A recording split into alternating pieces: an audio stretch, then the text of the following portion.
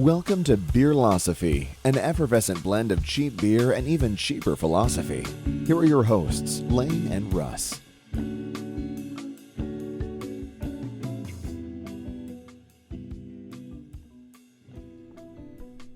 Hello everybody, this is Lane.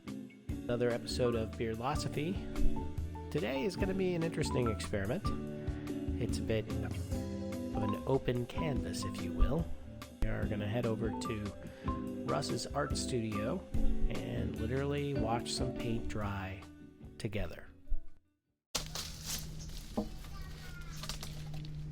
We're here at the studio of Russ Smith,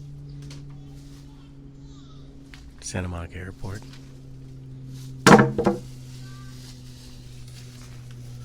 Studio E with the blue door. Russ is preparing to create something wonderful.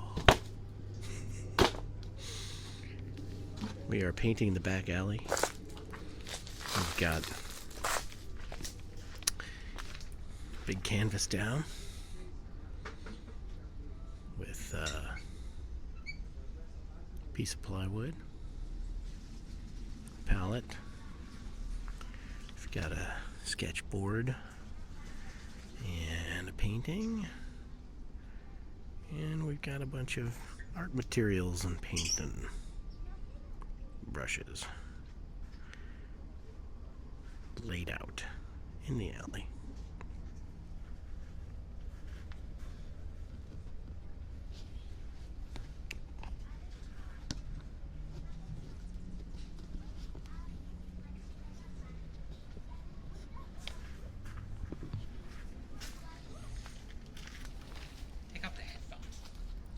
Why?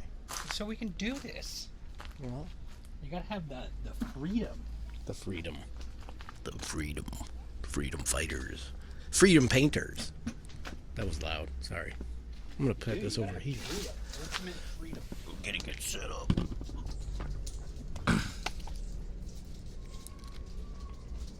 So people can watch with their ears. All right.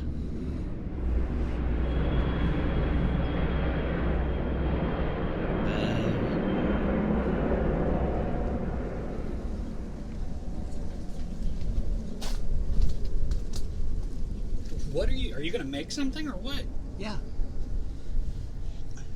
I'm getting it set up. Shut up, man. Recording? Yeah, it's recording. Good. Sorry, listening audience.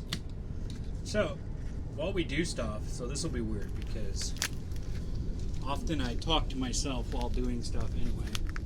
So who knows what will come out because I don't record it. But I think it's pretty interesting to think about all the different ways in which when we make stuff, it's an embodied experience. And I think when people see a painting, they try and, or some other visual work, they try and get inside the artist's head, which always makes me laugh because I don't know if there's a lot going on inside a head versus just a lot going on at the bottom. So, and maybe my process is different for making anything, whether it's paintings, sculptures, writing, or anything. But I just tend to try and sit down and just do stuff and don't let your intuition or your learned, your previously practiced learned stuff just take over versus staring at a blank canvas or a blank piece of paper or piece of clay or a piece of wood for 20 hours trying to discern the things that you should do, because in reality, no matter what you do, it's all going to end up as a big giant set of mistakes that hopefully, if you've practiced enough, the mistakes end up making some sort of coherence or something maybe less important than coherence, just something interesting. And people, if it's interesting, will bring whatever biases they want and whatever meaning they want to the work, or whatever they will. Not so much wants, but who cares? In some sense, just I think there's an old Warhol quote And I'm not sure he actually said it, but the internet attributes it to him. But it's basically, don't worry about whether your paintings or your art is good or bad. Let everybody else figure it out, and you just keep making more stuff. And I tend to agree with that, because by the time they criticize or embrace your work, you will have already made 15 other things, and will, in some weird way, be able to accept the criticism and integrate it faster, which is probably the key to being successful long term in making stuff and sustaining yourself. So I don't know. That's my take. And while I've been talking, I can see that I get highly repetitive in what I do. So I will have to pause so that I can do something else. But what I've done so far is just gesso an old canvas where I tried to make an image before, but I hated it. Gesso? What's gesso? Gesso is just a chemical. It's call it a medium or whatever, but it's basically a chemical that allows you to treat whatever material you're working on. And it kind of, for acrylics, gesso will work on anything. And the idea is that for anything like burlap or linen or cotton or just anything that is susceptible to mold, this will kind of seal it. So that when you put the paint on, it's a process called making an archival quality, right? So most materials that people will work on, and most paints that they'll use, just general house paints and things, will deteriorate over time. Mm-hmm. Light and the sun will break them down, and then mold will creep into the materials and ultimately eat the paintings or the whatever it is. But if you seal it with these chemicals, and these chemicals, a lot of these are very old. They used to be rabbit-based glue and weird, just natural shit like that protects the stuff. And obviously the old master painters and these very ancient things, I mean, a lot of these techniques, they'll keep a painting or an image around for thousands of years if done correctly. There's a little story that I learned from my studio mate just about some of these guys in the 60s that were using house paints to make all sorts of active paintings. The problem is 40 years later, those paintings are falling apart, because that's what house paints do. Right. They just kind of break down. So while it's fun to paint with house paints, and I've done it, you can make a good mess, and it's cheap, but cheap comes at a cost. So I tend to try and work however I want to work, but just make sure the materials are good enough that no matter what you end up making, at least will stand the test of time a little bit. So there's blank canvases. Do what you want. Cool. Wood panel is one of those things that you don't have to with acrylic gesso the wood panel, but it'll have a better effect if you do. Okay. That black stuff? Black or white. People have different views on this about what's good, but if you do white, you're going to spend a lot of time creating contrast. Black, you kind of get to cheat. That's why I tend to do a lot of things that is starting dark, because then as you apply light, you kind of get these dramatic contrasts. And I'm talking as if I know what I'm talking about and have successfully deployed paintings to millions of homes and everything else and whatever. I'm just regurgitating things. And can I use your black, or are you using it right now? No. So you can use the black. I don't know if this is interesting to anybody, but it's funny. There's all these rules, and then there's, in art, to me, everything. Just learn the rules, because they're just, if you follow the rules, you're probably going to be okay. But you probably won't be that different or interesting to people. So I tend to break the rules. One of these rules is you want to let the gesso dry. For a wood panel like that, and if you do a thing to it, it'll probably take 15 minutes. It doesn't really matter if the paint mixes with the gesso for what we're doing. One, I'm on a primed canvas, so it's already sealed. But I just use the black gesso because as it dries, it has an interesting, it'll be like a matte finish. It will kind of just absorb all the light. So I like to kind of bake it into the base of the underneath painting I'm doing anyway. And for me, like, with what we're doing today, I don't really care, man. Like, I just try and lay paint out in an interesting way, and then let the paint and the painting and the light and the flow and the air and everything just take it where it's going to go with slight, with just me making slight adjustments to kind of what's going on. And then, as I've found out, it actually ends up, that process, making pretty interesting stuff. I don't know. It feels good. I guess I do it because it's fun to look at stuff. And here I have this terrible paintbrush that my children ruined with glitter goo. But I don't throw materials away because even though it's totally ruined, it has this weird, like, scrapey thing you can do with it. And it's still got a little bit of brush. Yeah, I think it's pretty cool. Good So, cut, but like, it holds grooves. almost no paint. It's a paint plow. And again, these are one of these funny things you learn pretty quick. I guess I learned pretty quick because I've spent an ungodly amount of money trying to learn art as fast as possible. That the art stores will sell you any possible shortcut gimmick ever. And one of the things that I laugh at is that they have, and maybe they're useful to some people, but for every style of stroke you'd want to make, there's probably a hand-tailored brush for it. So they have these rubber plow rake things. I laugh at because I'm like, you could make all of these brushes yourself. Now, is that an efficient use of time? I don't know. You have to decide, I guess, when you're trying to make stuff, like what you actually want to make. But for me, like, I just try and get the effect by any means necessary and not worry about whether I use the right tool or not. Which to me is a general good life philosophy. Like, who cares if you followed the right path?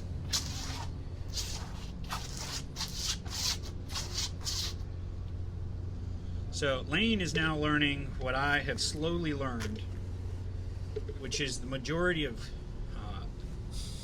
painting and making fine art. This is fine art, what we're doing. This is where the old saying comes from. It's like watching paint dry. Early on in my process, and by early on, probably 6-8 months ago, I just was in such a rush to make finished product that I would just not wait, and I would just keep doing layer on layer of wet, which is fine. If you're good, you can make that happen. If you suck, like, wet on wet just turns to brown mud and it's ugly. But now I find that most of my time at the studio or painting with materials is quickly making gestures and then standing around posting on the internet waiting for everything to dry, which is funny, but I actually think it's actually a very it's like writing longhand, where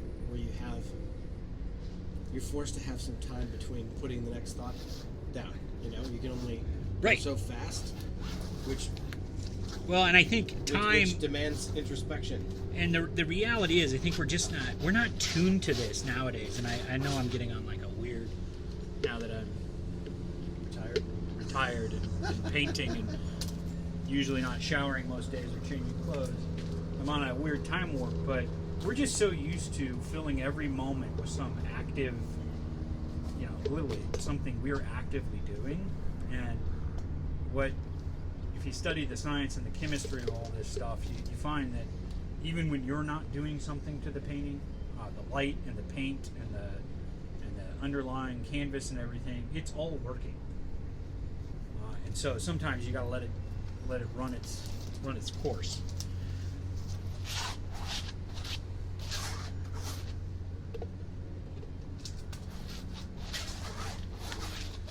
Now, I'll tell you, this is a little story why we get going and you start thinking about what you're doing. One of my favorite stories of my little tiny retired painting career.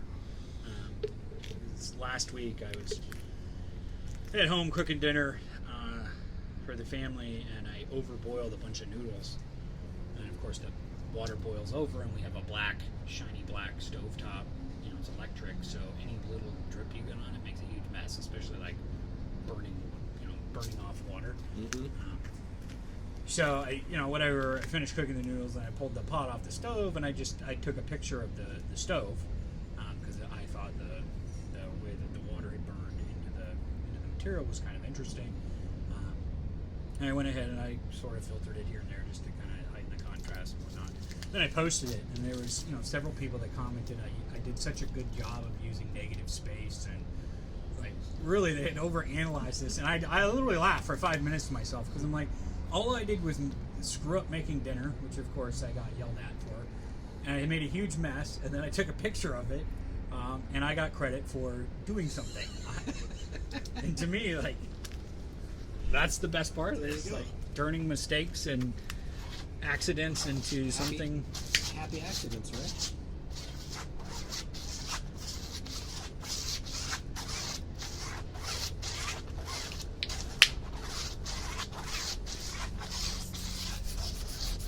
So other thing, I don't think people really I don't know, I'm getting really into this stuff.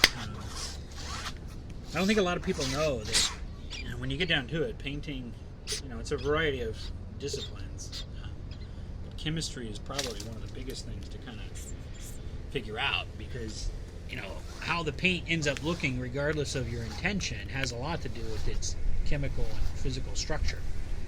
And so when you actually, you know, people who are cooks or chefs or whatever know this better than anything I tell them, but, you know, how you work it and the tool you use to work it greatly affects what it actually ends up doing.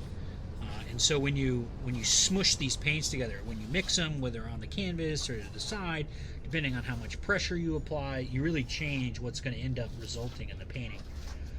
And I haven't figured out all the effects, but, you know, when you look at a painting and you try and figure out, wow, that person really thought through that and this and that, you know, a lot of times just the chemistry kind of made interesting things happen. And so Lane here is doing his best, but probably worst Jackson Pollock, the typical splops and paint, you know, on a canvas, and then see what happens. Trying to swing the drop. The problem he's dealing with, and you learn this slowly, is that he's using my cheaper heavy body paints, which take forever to squeeze out of the tube. And a long time ago, I moved over to more fluid paints because it allows me to work faster. But he's looking very intentional, and if you could see him, you'd be very impressed. And if he can keep his cute corporate sweater from getting paint on it, that will be probably the biggest feat of the day.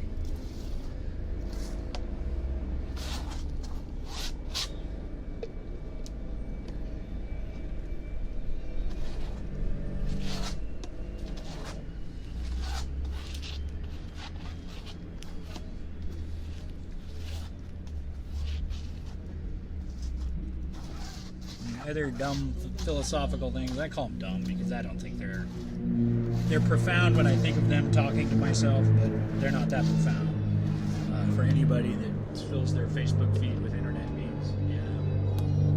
Just, I found that the best paintings are the ones that felt fulfilling when you were painting them, not that you got all sorts of kudos on them. They'll end up getting kudos if you enjoyed making them, because somehow that. That's definitely kudos for it. Of course you did.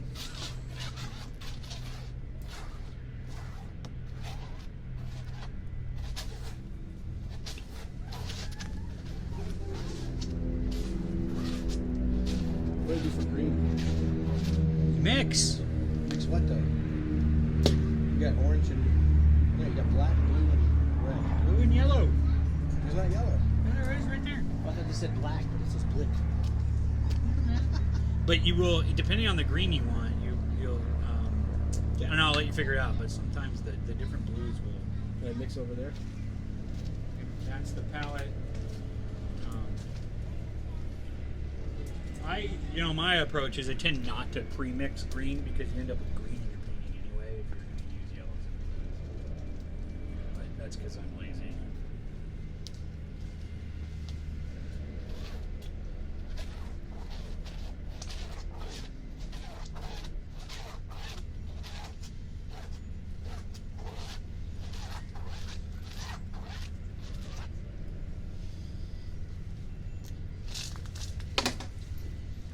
Other fun thing, I don't know, we'll see if this is fun. But, since I moved into a working studio, it's allowed me to make messes within reason, I suppose. But by messes, I mean I can keep work out for extended times, and I can leave paintbrushes wet. I can use much bigger buckets of water, so I can work much more gesturally. And these are all, when you think about it, one of my bigger philosophic things is all of this ends up being encoded in the paintings. If you have a tight space and have to keep everything clean, you have to work small. You typically will work very tight, and your paintings will look that way.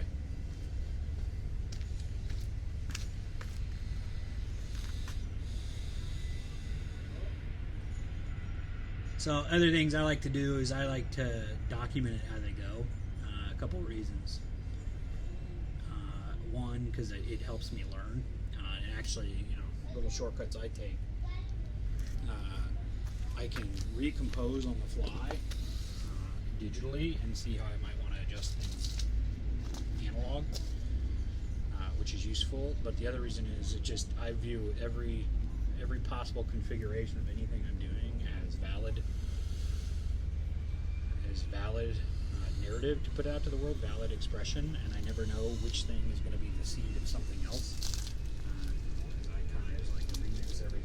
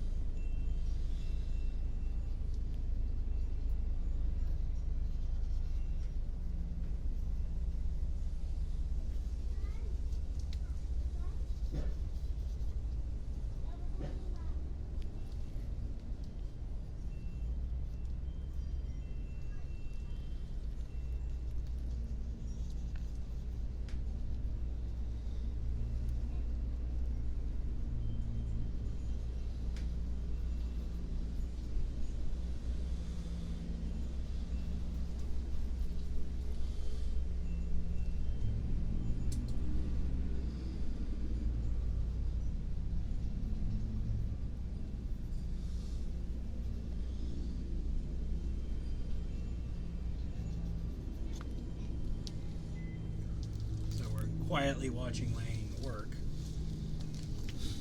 And he's filling the canvas or the panel here that he's working on.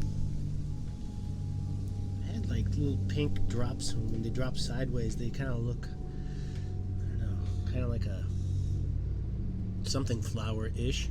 He's being very pseudo-representational, which is, something kind of sexual about the pink. That's his repression coming out. There's nothing sexual about this painting. Not yet. Yet. I can draw a penis faster than any man. Well, I can see a couple on there. I enjoy people coming over and doing stuff.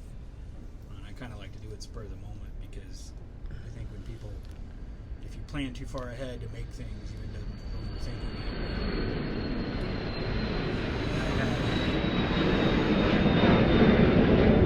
I've had some of my best work being just serendipitous collaboration. Its best work is defined by me. So.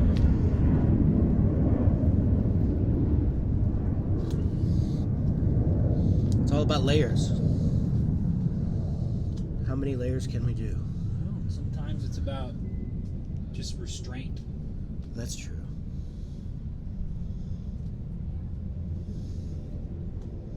Which I'm not being annoying about that. I found that I love to overwork everything.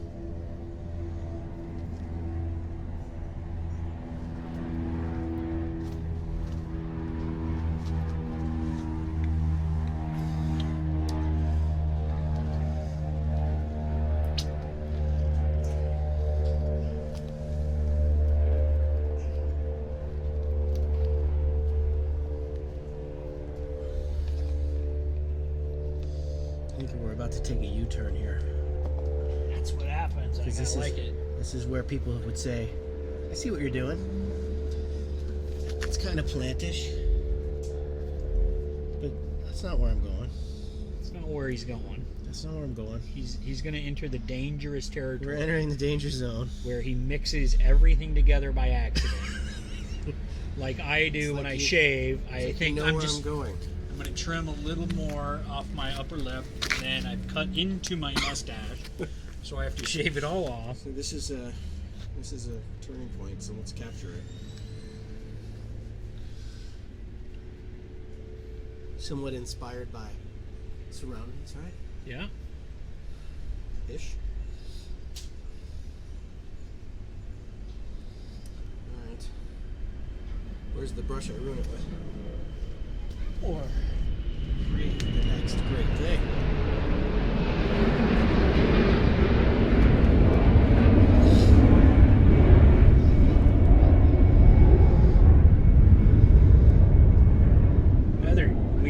I just love, I know, again, people have different views, but I sometimes love using super cheap house brushes because they just hold this paint like crazy. Now, they fall apart within about 5 uses, but whatever.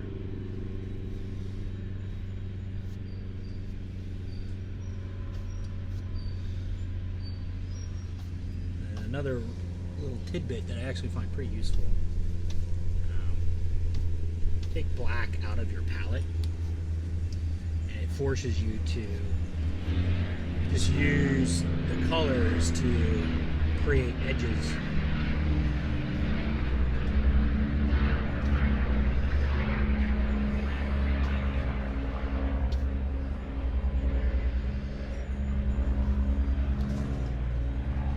Which is very satisfying.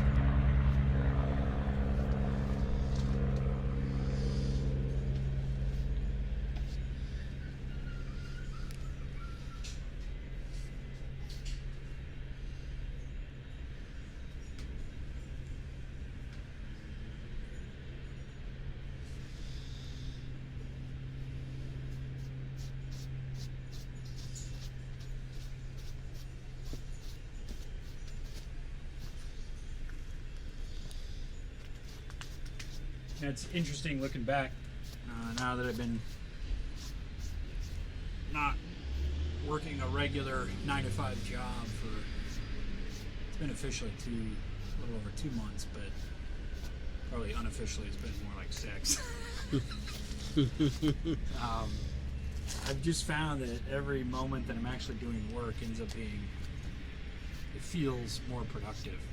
Just because I think I deliberately was trying to reorganize my life around not sticking to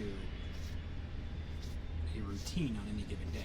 I definitely have certain hours I have to fit things in, but I don't have a regular schedule in which I come to the studio to do work or anything like that. And I think for me it tends to make every moment a little more productive instead of just constantly being in the rhythm of at 8:30 I check my email. At 9:30 I produce a PowerPoint. At 10:30 I go to a meeting. And what Lane was saying earlier, he's kind of letting the environment and the time of day and the light we have here affect his painting. Because it literally is changing the colors, like I can see, it's making this, it's probably making this painting seem more light than it will end up being. We'll see how it dries. More light? What do you mean more light? Well, right now we're in pretty good daylight, Mm-hmm. and we're in the shade because sometimes when I paint in the sun, it's too glossy. It dries too quickly, but if we take this into the studio and we put it under studio lighting, this painting may darken up. Mm-hmm. Which I think is part of the fun. You can literally change a painting just by changing this, how you light it. But again, I don't know. This is things I've learned that there's an endless amount of stuff to try out, even with the most simple things that I'm working on. And I sometimes feel like in our more systemic things we do in life, sometimes you're not given as much leeway. And you have to work on really complicated things with very little flexibility, and they end up, in some ways, with the output ends up less interesting, which I know is kind of an abstract thing that I'm saying, but being able to work freely, serendipitously. I think it has a certain simplicity that ends up resulting in more complicated work sometimes, more complex, more rich output.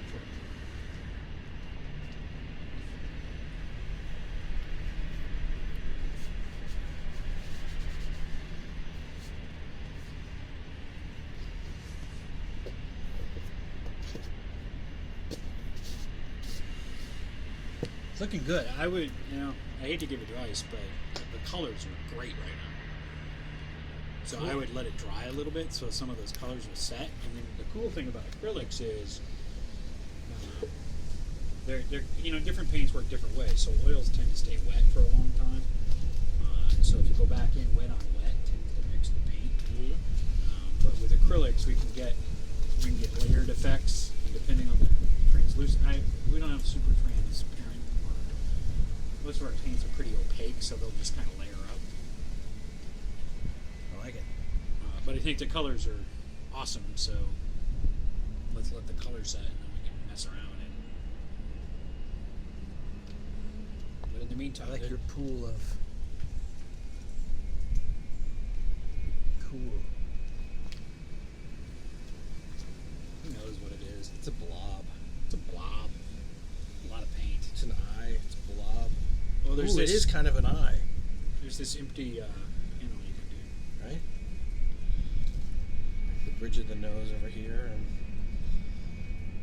it's a tear-filled yellow eye.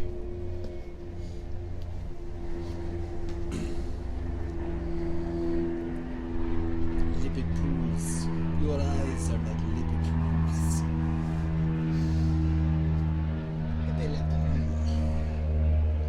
So I'm starting to work on a painting that actually started as a charcoal drawing on a canvas that I just was taking a reference photo and just transferring it. Just to practice, drawing and sketching and everything. And I knew I was going to do something with it, so I brought it today. I just started to throw a wash of paint on it, and I washed that off, and I just wanted to see the effect of charcoal in this paint, and it ends up leaving some weird residual after effect. Now I'm going to go, I just like the composition, so I'll just repaint it.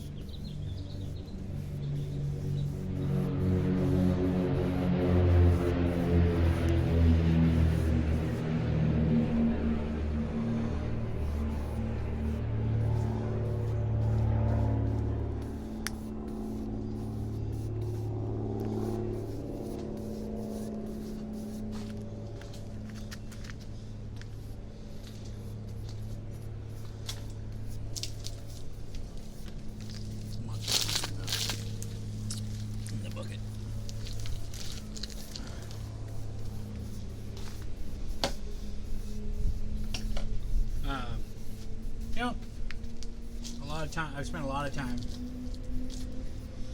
I don't want to call it doing art history, but I definitely like to study the profiles of people that were deemed successful in this. And, almost universally I found that they were just incredibly hyper-productive. They just produced. And through the process of just muscle memory, they just got better. Your eye, literally, I know my eyesight is better now. Like, I just see things that I couldn't see before. See colors you don't know. I see colors. I almost want to say I can see like heat, like temperature, not just a color temperature, but you just can feel when the air is right and when the light is better. I just see distinctions between forms and lines better. Some of it's just attention. The other thing I think that happened is I used to stare at a screen, like literally work hard on a screen probably 15, 16 hours a day. And my screen time, like I rarely am on a laptop. If I'm on a device, it's an iPad or something. But it's usually in short durations, which I think is, literally just changes your eyesight. Yeah. I've noticed it more and more with these super high resolution things. They really mess with your eyes. Like they force you to like do weird things. If you've ever moved between like an old iPad and a new iPhone, and like you've been staring at the iPhone and you go look at the old iPad, it's like your eyes don't know how to.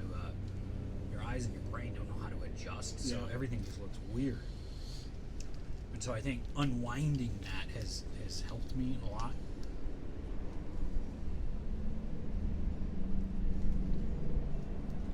And the other thing, I'm sure I'm just like my database of patterns now. I find forms, especially bodily forms and faces, in almost everything. Yeah. Which is good or bad. I think it's good in the sense that it helps me kind of form interesting images, but it's bad in the sense that I will literally gravitate to that.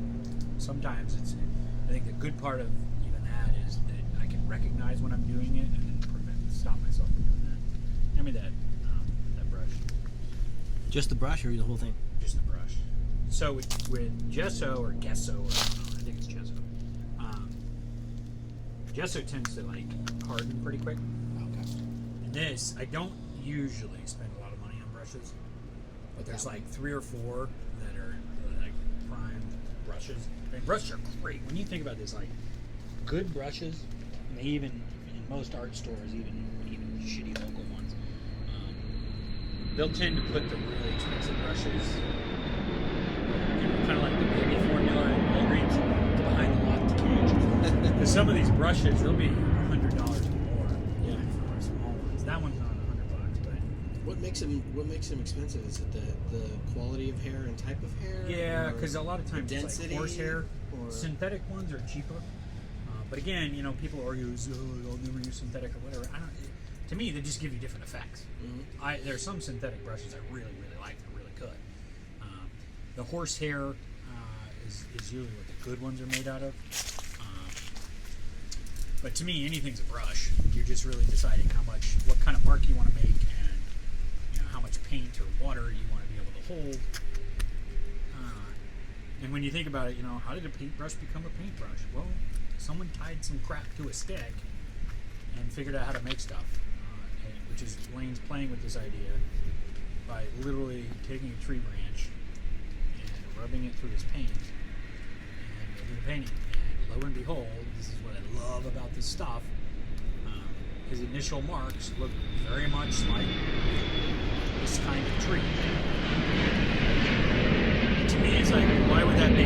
Is it how he's weaving it? To me, it's like, when you break it down, this is the physics of how this tree branch is going to hold and move paint is directly related to how that tree branch grows. And so, of course, the marks that it makes sweeping along the ground are going to make the kind of marks that you would see this tree just normally doing. And Lane being Lane, he's going to overwork what was the beautiful 3-gesture painting, and now it's turned into a hurricane. But actually, it's quite nice. And he worked into the wet surface, so it's kind of going to get this weird effect where the part that kind of got wiped into the gesso is going to kind of dull out. Just leave that right there. It's conditional art. He's letting the conditions be part of it. That's why I do it outside. But again, when you think about all this stuff, conditional art and all these fancy new agey terms we use for everything. The fact is, that's all it ever was. All these materials that we now use, they were the result not of some great, thought that somebody sat down and thought about it. It was all just a series of small evolutionary things that, when things worked, it's because the environment had surfaced them.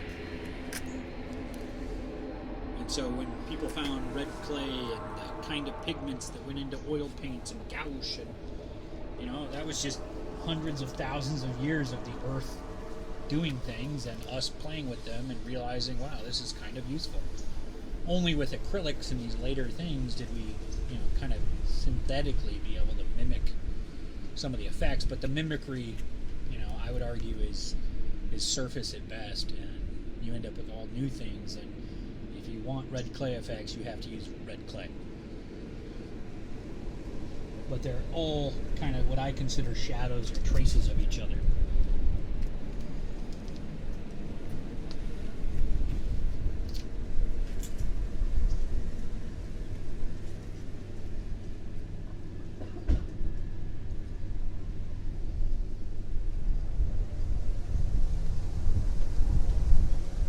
See, Lane's now understanding why I call it retirement, even though I'm producing a huge amount of work.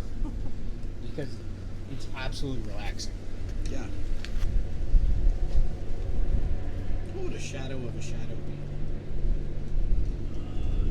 Well, Echo? it ends up being a shadow. Well, it's weird. It kind of depends on how the medium in which you're defining the shadow. If it's a light shadow based on an object, you just get, more shadow. But if it's paint, you'll get a different thing. When you get down to it, what is painting? What everything we do is just playing with light.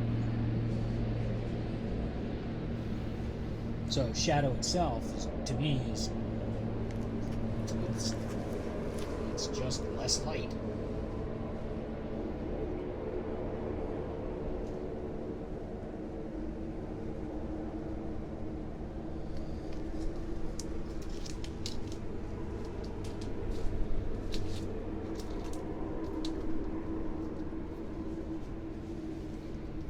The orange is drying a little darker, huh? Well, it's called a cadmium red hue. It's a lighter one, so it's actually going to end up being red, where it's popping off the thing, and then when it's kind of sunken into the black, it'll be like a weird kind of reddish brown.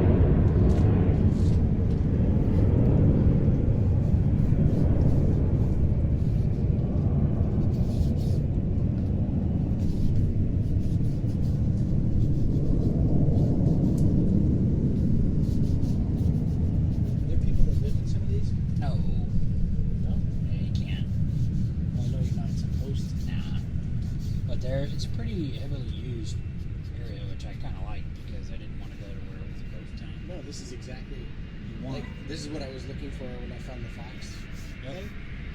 But that's just what you expect. Yeah, And it's so corporate. Yeah, it's like that's the place to do the professional recording stuff if you've got access to the right people coming through the lot and stuff. Yep. Just because it's convenient and secure, but to just be creative. I agree, man. This is why I just want everything that would get in the way of just doing stuff to go away. Like, even when I went to the lot with you this few times, I'm like, just dealing with having to get in there through security and parking is annoying to me. Like, it just gets in, because in your head, like, there's a mental block. Like, I'm going to have 20 minutes of signing in. Yeah. I just kind of like showing up, throwing my crap down, and going.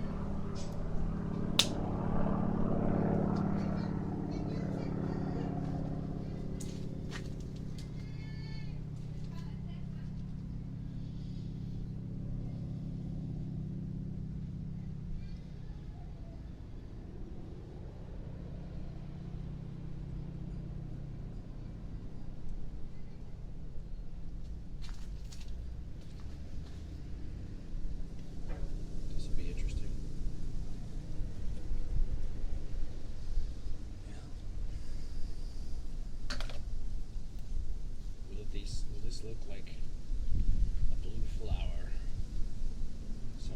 some way. People love flowers.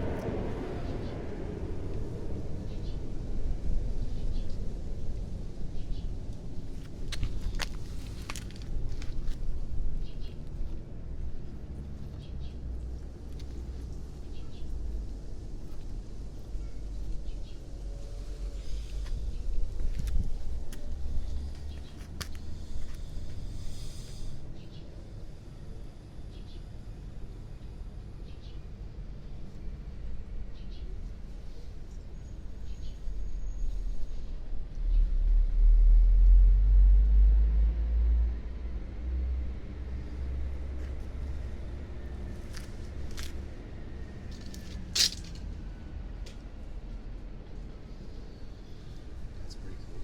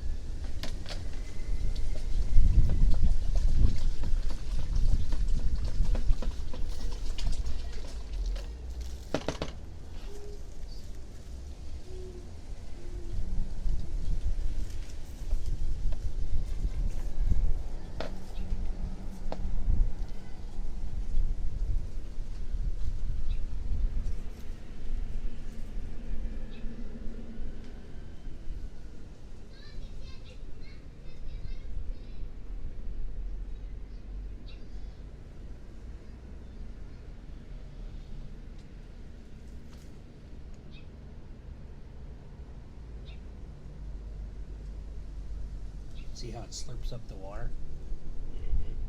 That's like what good brushes do. They just kind of go grab that water. Just love that. It's so fun. The problem is sometimes you go too fast, you can't see those effects.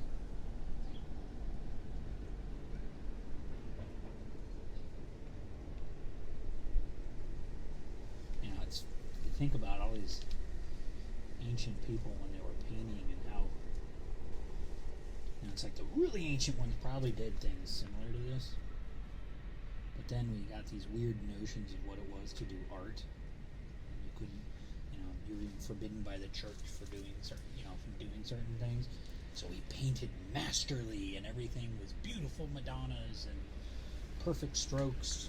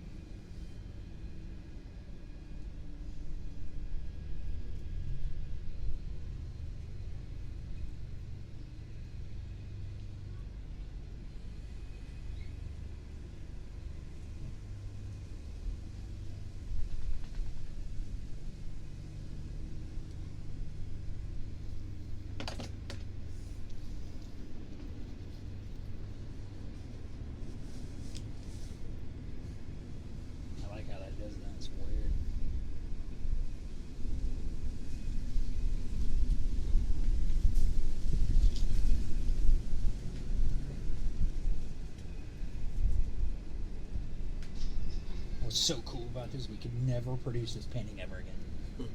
Like, there will be literally no way to do it. So is that acrylic that's running into the water? Yeah, it's just this. No acrylic runs like that. Well, if you put it on water, but these are acrylics too. These are just these super fluid ones. They can make them any style you want. You can make acrylics work just like watercolors. Like I have a bunch. You can get a bunch of different. I have a ton. This is why people like acrylics, because you can get all these different kinds of it, and you can add a bunch of different mediums to it to thin it out. I have a retarder here. I'm just not using because it'll increase the drying time, so it'll work like oil. And then you can use. I got this acrylic flow stuff that you know, kind of without muting the color. It's really remarkable. Without muting the color hardly at all. It allows it to work very fluidly. Now, water will just water it down, so you'll get slightly muted colors. Now, I think I'm going to do the thing that I probably shouldn't do. But I think we got to cool this down a little bit.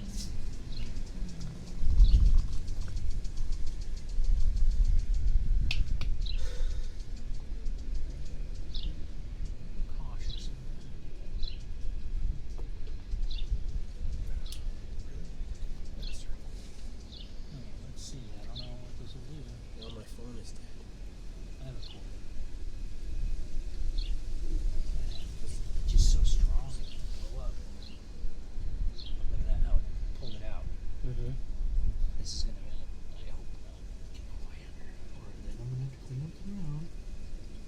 But now I changed the fitting, so I know what to do. No, that.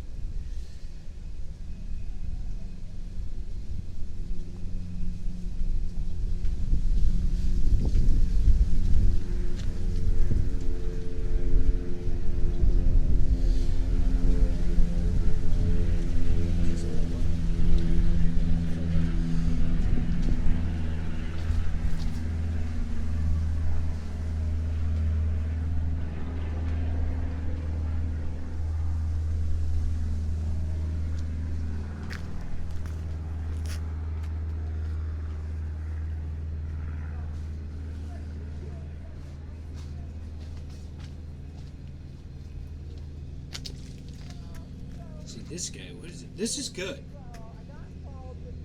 You know, if it were me, I'd probably put some highlights, like yellow. I wouldn't, maybe a pale yellow. Wouldn't use any white. No. Because white will just look weird on that. This I would add, I mean... I feel like everyone's done. But it's not dynamic enough. Meaning, people really... This is my own opinion, and just of what I've observed. And, you know, people really like to see, like... When you... Let's look at leaf. Even on this leaf, in this light, you're going to see, obviously, some dramatic light shifts. There's a really dark part, a really bright part. And even with the material of the leaf, there's, you know, little bits of, that's not even white, right? That's like a super pale green. But you'll even see, if you look, if we stared at this long enough, there'd be some yellow in here, so it'll be a little bit warmer on some of this, and then there's some really cool like, blue greens in there. So you're going to see, you need to see some sort of warm-cool struggle going on. But it's good, for this, I agree with you, it would be really subtle. I would do very subtle blues and really pale yellows. But the blues will bring, you know, the blues will give you shadow.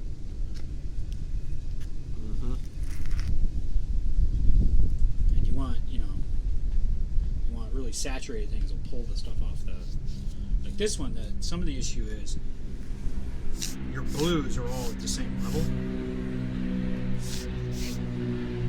So all the blues are on top.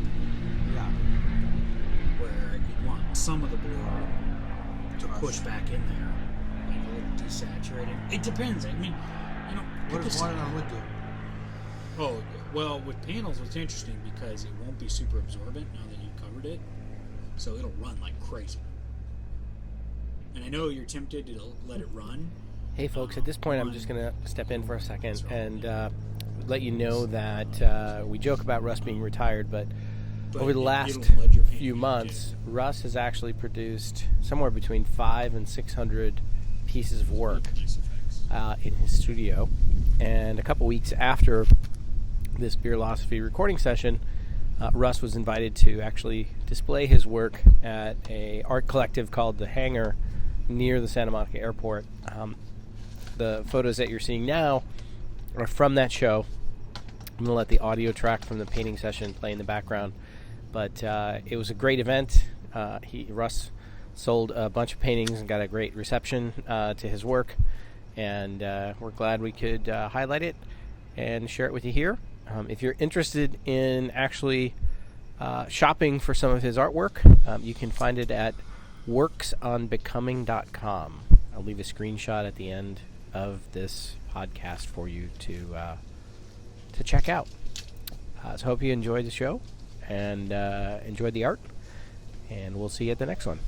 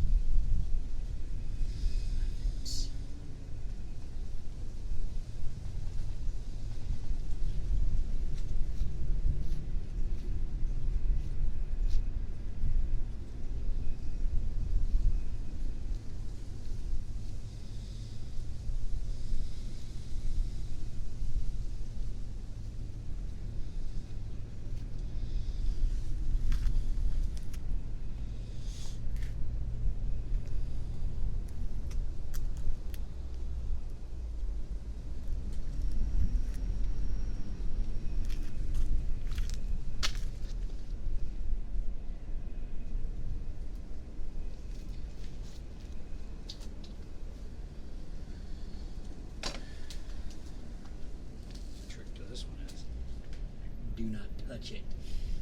I want to get cleaned up here. Again, I kind of taught myself, like, this is the school of hard knocks. I started this process on my balcony in my house, so I would literally stare at a canvas for 8 hours and work on it for 8 hours, and almost universally I would overwork everything. And now I've learned that I have more space, more attention. I can take a break from, I can start 6 or 7 works and take a break, or I can start 3 and then take a break and do another 3. But it just really kind of allowed me not to overwork things, but without ruining my own feeling of like working on things. But typically now, I used to sit there and consider a painting session for 8 hours, and now I'll paint in 1 or 2 hour chunks, go right, curate things, go look at things, and then I'll come back to it with a fresh mind, and then every day I try and practice. I always try and do 2 or 3 things and keep my skills up. In very formal things. Just handling materials, doing color mixing, sketching. And I think what I've noticed is that even my more ephemeral efforts like we're doing today end up kind of in a pretty cool spot.